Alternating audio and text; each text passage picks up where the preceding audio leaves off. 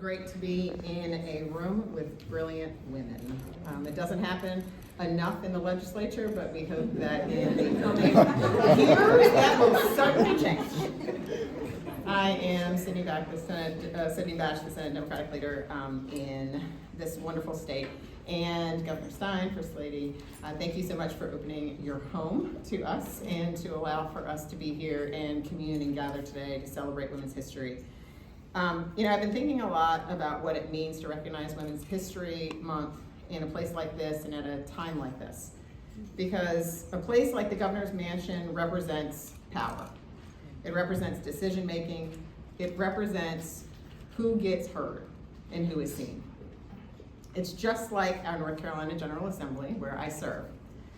Those are the rooms where priorities get set, where decisions are made, and all of the decisions that matter so deeply to many of us and our families are decided, oftentimes without us at the seat at the table. And the truth is, far too often in our state's history, women weren't welcome in those rooms. Not in the legislature, not in the spaces where laws were written, and not in the conversations that shaped our own lives. And yet, those women still found ways to lead. Not always with titles, and certainly not always with recognition. But still, we persevered because we know that when our voices are heard, the laws and policies that are passed are more inclusive and beneficial for all people, not just women.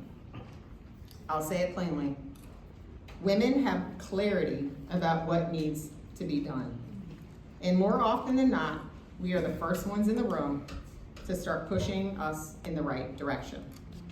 Take someone like Anne Atwater from Durham. Born in 1935, one of 9 children, and raised by parents who were sharecroppers, the rules of society dictated that she wasn't supposed to have influence. She didn't come from power in the traditional sense. But our community instilled in her a belief that if you organize people, you can change outcomes. And that's exactly what she did. She sat across from people who did not think she belonged in the room, not at all.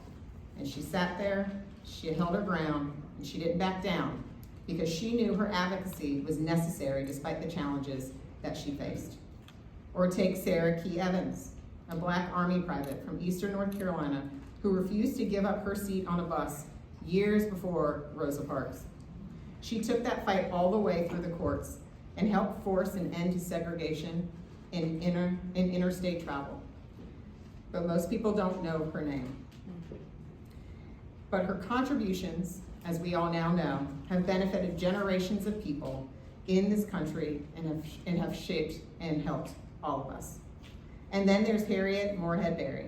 She wasn't elected to office. She never got a chance to stand behind a podium like this. But in the early 1900s, she organized thousands of women across North Carolina to push for better roads because she understood way back then that infrastructure meant opportunity. I would tell you that I wish she was joining me in the legislature now, where she could educate some of our colleagues. So she built a network county by county and made it impossible for male lawmakers in Raleigh to ignore her community's needs. That work helped lay the foundation for the modern transportation system that we actually rely on today.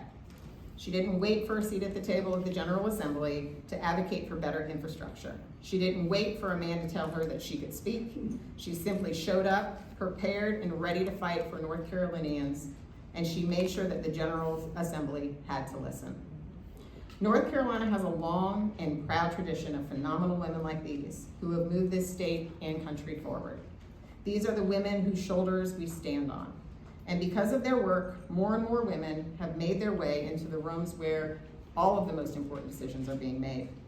And now, those doors are open wider, more wide than they've ever been. But let's be clear, they're not open wide enough. Because I know what it means to walk into spaces where you weren't always expected to be.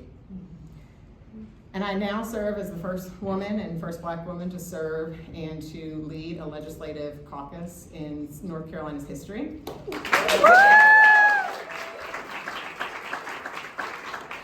Thank you, and I'm incredibly honored and humbled by that. But y'all, it took till 2025.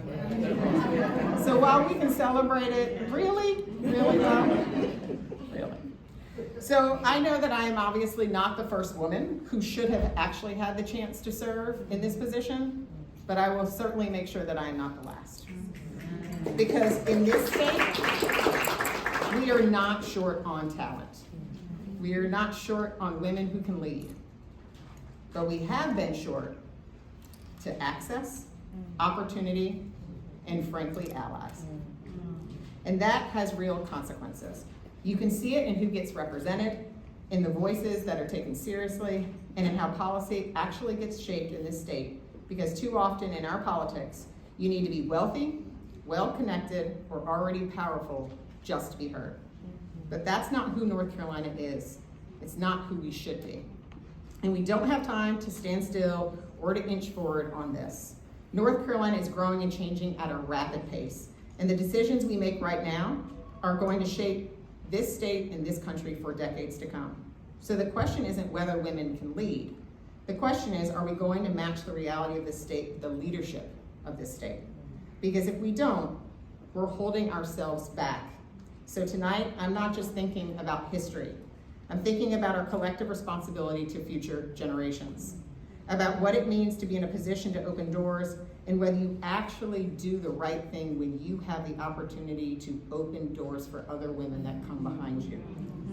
Simply put, we need more women in elected office at every level, in our legislature, in local governments, on our courts, and in the executive branch. Not someday, but now.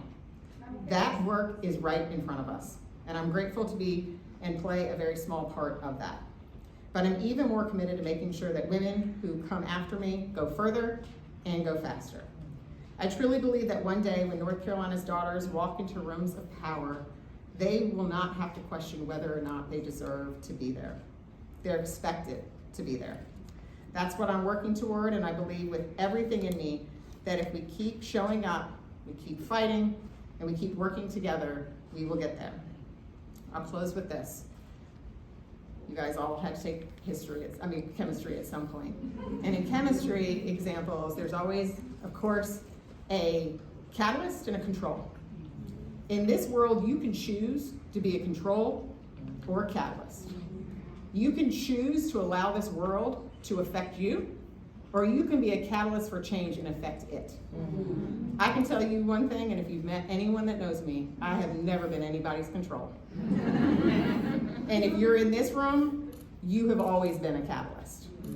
And so I want us, in closing tonight, to make sure that when we are moving forward and we are lifting up, especially so many young women that are looking towards us for leadership and for mentorship, that we don't just close the door behind us, but that we open it widely and we welcome them with open arms. Thank you very much.